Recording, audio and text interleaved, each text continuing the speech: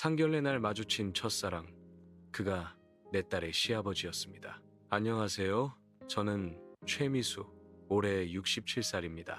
제가 오늘 이 영상을 만드는 이유는 한 달 전 딸의 상견례 날사돈댁에서 마주친 남자가 30년 전 저를 버린 첫사랑이었기 때문입니다. 더 끔찍한 건 제 딸과 그 남자의 아들이 실제로는 이복 남매였다는 거였어요. 저는 30년간 딸에게 아버지가 누군지 단 한 번도 말하지 않았습니다. 그리고 그날 모든 비밀이 폭발했습니다. 저는 평생 혼자서 딸을 키웠어요. 30년 전 26살에 임신한 채 버림받고 홀로 딸을 낳아 길렀습니다. 남자는 제가 임신 사실을 알리던 그날 밤 아무 말 없이 사라졌어요. 전화도 안 받고 집도 비우고 완전히 증발해버렸죠. 저는 그 남자를 찾으려고 애썼지만 소용없었어요. 결국 혼자서 딸을 낳기로 결심했고 부모님께는 남자가 사고로 죽었다고 거짓말했습니다. 딸에게도 평생 똑같이 말했어요. 아빠는 네가 태어나기 전에 교통사고로 돌아가셨어. 딸은 그렇게 아버지 없이 자랐습니다. 하지만 저는 딸에게 부족함 없이 해주려고 악착같이 일했어요. 식당에서 설거지도 하고 청소일도 하고 밤에는 편의점 야간 알바도 했습니다. 손이 부르터서 피가 나도 참았어요. 그렇게 키운 딸이 명문대를 나와 대기업에 취직했고 이번에 재벌가 아들과 결혼하게 됐다는 소식을 들었을 때 저는 평생 처음으로 행복했습니다. 엄마, 나 결혼해. 상대방 집안이 정말 좋아. 상견례 날짜 잡았어. 딸이 웃으며 말했을 때 저는 눈물이 났어요. 내 딸이 드디어 행복해질 수 있구나. 이제 내 고생도 끝이구나 싶었죠. 상견례는 강남의 고급 한정식집에서 열리기로 했어요. 딸이 예약해준 곳이었는데 제가 평생 가본 적 없는 그런 곳이었습니다. 저는 긴장되고 떨렸어요. 내가 실수하면 어떡하지? 사돈댁에 누가 될까? 딸은 제 손을 꽉 잡으며 말했어요. 엄마, 괜찮아. 엄마가 제일 대단한 사람이야. 나 혼자 키우셨잖아. 저는 딸의 말에 용기를 얻어 새 옷을 샀어요. 평생 백화점에서 옷을 사본 적 없었는데 그날만큼은 딸이 부끄럽지 않도록 제대로 차려입고 싶었습니다. 상견례 전날 밤 저는 거울을 보며 중얼거렸어요. 최미숙, 넌 잘해왔어. 이제 딸이 행복해질 차례야. 그런데 그날 아침 이상한 꿈을 꿨어요. 30년 전 그 남자가 나타나서 저를 쳐다보는 꿈이었습니다. 너무 생생해서 깨어났을 때 식은땀이 흘렀어요. 왜 이런 꿈을 꿨을까? 30년이 지났는데 저는 그 꿈을 털어내려고 애썼지만 가슴 한편이 계속 불안했습니다. 상견례 장소로 가는 택시 안에서 딸이 물었어요. 엄마, 왜 얼굴이 안 좋아? 긴장돼? 저는 웃으며 대답했습니다. 아니야, 괜찮아. 그냥 좀 떨려서 그래. 하지만 제 심장은 이상하게 빠르게 뛰고 있었어요. 여러분, 이런 불길한 예감이 든 적 있으세요? 댓글로 경험을 공유해주세요. 한정식집 문을 열고 들어가는 순간 시간이 멈췄습니다. 사돈댁 가족들이 이미 앉아 계셨어요. 그리고 그 가운데 55세쯤 되어 보이는 남자가 앉아 있었습니다. 제 눈이 그 남자의 얼굴에 닿는 순간 온몸이 얼어붙었어요. 30년 전 저를 버린 그 남자였습니다. 나이는 들었지만 그 눈빛, 그 코, 그 입술, 모든 게 똑같았어요. 제가 30년간 잊으려고 애썼던 그 얼굴이었습니다. 저는 그 자리에 선 채 움직일 수가 없었어요. 손이 부들부들 떨렸습니다. 딸이 제 팔을 잡으며 속삭였어요. 엄마, 왜 그래? 어서 인사해. 하지만 저는 한 발짝도 움직일 수 없었습니다. 그 남자도 저를 쳐다봤어요. 그리고 그의 얼굴이 새하얗게 질렸습니다. 그도 저를 알아본 거예요. 우리는 30년 만에 딸의 상견례 자리에서 사돈으로 만난 거였습니다. 그 순간 제 머릿속에 한 가지 생각이 번개처럼 스쳤어요. 설마 그럴 리가. 제 딸과 그 남자의 아들 둘 다 30년 전 태어났어요. 만약 그 남자가 저를 버린 직후 다른 여자와 결혼해서 아이를 낳았다면 제 딸과 그 아들은 같은 아버지를 둔 이복남매가 되는 거였어요. 저는 겨우 자리에 앉았습니다. 손이 너무 떨려서 물잔을 잡을 수조차 없었어요. 사돈댁 부인이 웃으며 말했습니다. 안녕하세요. 사돈댁 되시겠네요. 우리 아들이 따님을 정말 좋아해요. 저는 고개만 끄덕였어요. 목소리가 나오지 않았습니다. 그 남자는 저를 피하며 시선을 돌렸어요. 하지만 그의 손도 떨리고 있었습니다. 그도 알고 있었던 거예요. 우리가 무슨 상황에 처했는지를요. 식사가 시작됐지만 저는 한 입도 먹을 수 없었어요. 딸이 걱정스러운 눈으로 저를 쳐다봤습니다. 엄마, 왜 안 드세요? 저는 억지로 웃으며 말했어요.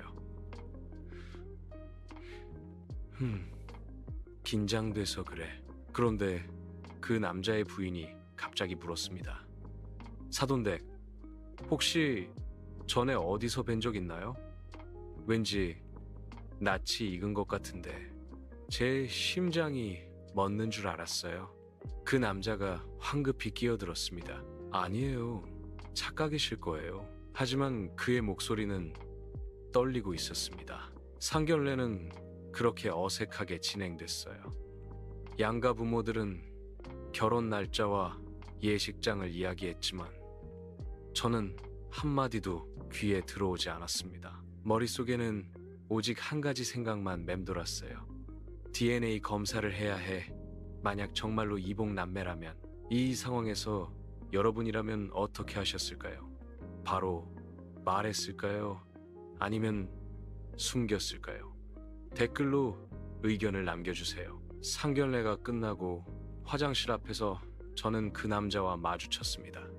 그는 저를 보더니 급히 제 팔을 잡아 끌었어요. 잠깐만, 얘기 좀 합시다. 우리는 식당 뒤편에 조용한 복도로 갔습니다. 그가 떨리는 목소리로 말했어요. 미숙 씨, 정말 당신이었군요. 저는 차갑게 대답했습니다. 30년 만이네요. 그는 고개를 숙였어요. 죄송합니다. 그때 제가 겁이 났어요. 당신이 임신했다고 했을 때 저는 이미 약혼한 상태였고 제 온몸이 떨렸습니다. 그래서 나를 버린 거예요? 임신한 여자를 혼자 내버려 두고? 그는 대답하지 못했어요. 저는 떨리는 목소리로 물었습니다. 당신 아들 몇 살이에요? 30살입니다. 제 다리에 힘이 풀렸어요. 제 딸도 30살이었어요.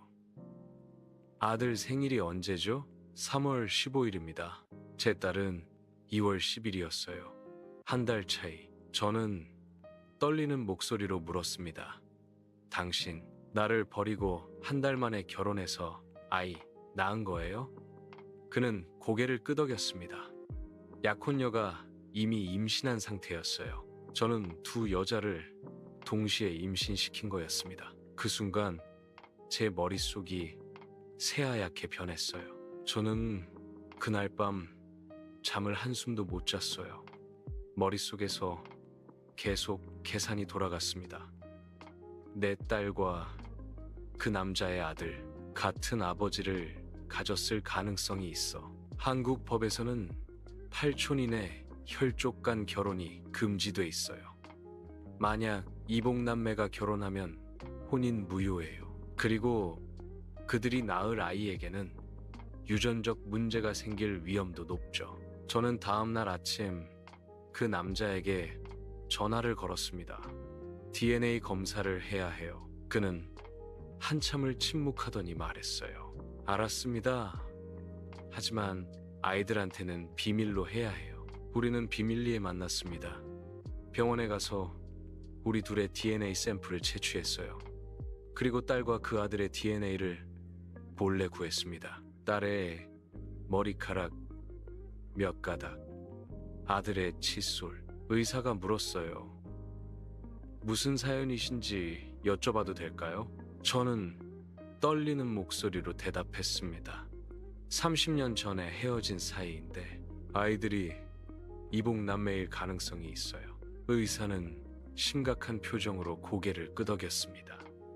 결과는 일주일 후에 나옵니다. 그 일주일은 지옥이었어요. 딸은 신나서 결혼 준비를 하는데 저는 아무것도 할 수가 없었습니다. DNA 검사 결과를 기다리는 동안 정말 미칠 것 같았을 거예요. 여러분이라면 견딜 수 있으셨을까요? 댓글로 반응해주세요. 일주일 후 병원에서 전화가 왔습니다. 결과가 나왔습니다. 직접 오셔서 확인하세요. 저는 그 남자와 함께 병원에 갔어요. 대기실에 앉아 있는 동안 우리 둘 다 한마디도 하지 못했습니다. 의사가 우리를 진료실로 불렀어요. 그리고 서류를 꺼내며 말했습니다. DNA 검사 결과 두 아이는 99, 98% 확률로 같은 생물학적 아버지를 공유합니다. 그 순간 제 세상이 무너졌어요. 제 딸과 그 아들은 정말로 이복남매였습니다. 저는 비명을 지를 뻔했어요. 그 남자는 얼굴을 손으로 가리고 고개를 떨궜습니다. 의사가 조심스럽게 말했어요. 만약 두 분이 결혼을 진행하면 이는 민법 제8 109조 위반으로 혼인 무효입니다. 그리고 태어날 아이에게 유전적 질환 위험이 평균보다 5배 높습니다. 저는 떨리는 목소리로 물었습니다. 그럼 결혼을 막아야 하는 거죠? 의사는 고개를 끄덕였습니다. 네, 반드시 막으셔야 합니다. 저는 그 자리에서 울음을 터뜨렸어요. 제 딸이, 금지옥역 피운 제 딸이 이복 오빠와 결혼할 뻔했다니. 저는 집으로 돌아와서 며칠간 고민했어요. 딸에게 진실을 말해야 할까? 아니면 다른 이유를 대서 결혼을 막아야 할까? 하지만 딸은 이미 청첩장을 인쇄했고 예식장도 예약했어요. 친구들에게도 모두 알렸죠. 어느 날 밤 딸이 저에게 물었어요. 엄마, 요즘 왜 그래? 결혼 반대하는 거야? 저는 대답할 수 없었습니다. 딸이 계속 말했어요. 엄마, 나 정말 행복해. 그 사람 너무 좋아. 우리 아이 낳으면 엄마 닮은 아이 낳고 싶어. 그 말을 듣는 순간 제 가슴이 찢어졌어요. 아이를 낳으면 안 돼. 그 아이는 유전병에 걸릴 위험이 너무 높아. 저는 결심했습니다. 딸에게 진실을 말해야겠다고. 만약 여러분이 부모라면 자식에게 이런 끔찍한 진실을 말할 수 있으셨을까요? 댓글로 의견을 남겨주세요. 다음 날 저는 딸을 불러 앉혔습니다. 지원아, 엄마가 너한테 말할 게 있어. 딸은 웃으며 대답했어요. 왜? 결혼 축하한다고? 저는 떨리는 목소리로 말했습니다. 아니야, 넌 그 사람이랑 결혼하면 안 돼. 딸의 얼굴이 굳었어요. 왜? 무슨 이유인데? 저는 눈물을 흘리며 말했습니다. 너희 둘은 이복남매야. 딸은 제 말을 이해하지 못했어요. 무슨 소리야? 저는 모든 걸 털어놨습니다. 30년 전 제가 남자에게 버림받았던 일, 그 남자가 딸의 생물학적 아버지라는 것, 그리고 그 남자가 상견례에서 만난 사돈이라는 것. 딸은 제 말을 듣는 내내 얼굴이 창백해졌어요. 그럼 내 약혼자가 내 오빠라는 거야? 저는 고개를 끄덕였습니다. DNA 검사 결과가 나왔어. 99.98% 확률로 같은 아버지야. 딸은 그 자리에서 주저앉았어요. 이럴 수가, 이럴 수가. 그리고 딸은 소리쳤습니다. 왜? 진작 말 안 했어. 왜 아빠가 누군지 30년 동안 숨긴 거야? 저는 아무 말도 할 수 없었습니다. 딸은 그날 밤 약혼자를 만났어요. 저도 따라갔습니다. 약혼자는 아무것도 모르는 채 밝게 웃으며 딸을 맞이했어요. 왜? 무슨 일 있어? 딸은 떨리는 목소리로 말했습니다. 우리 결혼 못해. 약혼자는 당황했어요. 왜? 갑자기 무슨 소리야? 딸이 눈물을 흘리며 말했어요. 우리 남매야. 이복남매. 약혼자는 믿을 수 없다는 표정으로 저를 쳐다봤습니다. 무슨 말씀이세요? 저는 모든 걸 설명했어요. 그 남자가 30년 전 저를 버렸던 일, DNA 검사 결과, 약혼자는 그 자리에서 무너졌어요. 아버지가 그런 분이었다니. 그는 고개를 떨구며 말했습니다. 저도 몰랐어요, 아버지가. 그런 과거가 있었다니. 딸과 약혼자는 서로를 바라보며 울었어요. 사랑하지만 함께할 수 없는 그런 잔인한 운명이었습니다. 약혼자가 떨리는 목소리로 말했어요. 지원아, 미안해. 내가 다 한 내 오빠였구나. 딸도 울면서 대답했습니다. 오빠, 아니, 당신도 피해자예요. 우리 부모가 만든 비극이에요. 그날 밤 결혼은 완전히 취소됐습니다. 이 장면에서 정말 눈물이 나지 않나요? 두 사람이 너무 불쌍하죠? 댓글로 여러분의 마음을 전해주세요. 저는 그 남자를 다시 만났습니다. 이번에는 분노를 참을 수 없었어요. 당신 때문이에요. 30년 전 당신이 나를 버리지 않았다면 이런 일은 없었을 거예요. 그 남자는 고개를 숙였습니다. 죄송합니다. 제가 정말 잘못했습니다. 저는 소리쳤어요. 죄송하다고? 우리 딸 인생이 망가졌어요. 사랑하는 사람과 헤어져야 했어요. 그 남자는 울먹이며 말했습니다. 제 아들도 마찬가지예요. 지금 집에서 밥도 안 먹고 방에만 틀어박혀 있어요. 저는 그를 쳐다보며 말했어요. 당신은 두 여자를 동시에 임신시키고도 책임지지 않았어요. 그 결과가 지금 이거예요. 30년 후에 자식들이 대가를 치르고 있어요. 그 남자는 아무 말도 하지 못했습니다. 저는 마지막으로 말했어요. 다시는 우리 앞에 나타나지 마세요. 그리고 당신 부인한테 진실을 말하세요. 30년 전 당신이 뭘 했는지. 그 후 저는 그 남자를 다시 보지 못했습니다. 나중에 들으니 그는 부인에게 모든 진실을 고백했고 부인은 이혼을 요구했다고 해요. 인과응보였습니다. 그 후 6개월이 지났어요. 딸은 처음 몇 달간 정말 힘들어했습니다. 밥도 잘 안 먹고 회사도 쉬었어요. 저는 딸 곁에서 계속 말했어요. 지원아, 이건 네 잘못이 아니야. 엄마가 미안해. 딸은 어느 날 저에게 물었어요. 엄마, 왜 아빠가 누군지 진작 말 안 했어? 저는 눈물을 흘리며 대답했습니다. 엄마가 겁이 났어. 네가 상처받을까 봐. 하지만 엄마가 틀렸어. 진작 말했어야 했어. 딸은 저를 안아주었어요. 엄마, 괜찮아. 엄마도 피해자였어. 그 남자가 나쁜 거지. 그 말을 듣는 순간 저는 비로소 숨을 쉴 수 있었습니다. 6개월 후 딸은 심리 치료를 받으며 조금씩 회복했어요. 그리고 새로운 사람을 만나기 시작했습니다. 어느 날 딸이 저에게 말했어요. 엄마, 나 괜찮아졌어. 이제 다시 살 수 있을 것 같아. 저는 딸을 꽉 안아주었습니다. 정말 다행이죠. 딸이 다시 일어선 게 여러분도 응원의 메시지 남겨주세요. 그리고 저는 깨달았어요. 비밀은 언젠가 반드시 드러난다는 걸. 그리고 진실을 숨기는 건 결국 더 큰 고통을 낳는다는 걸요.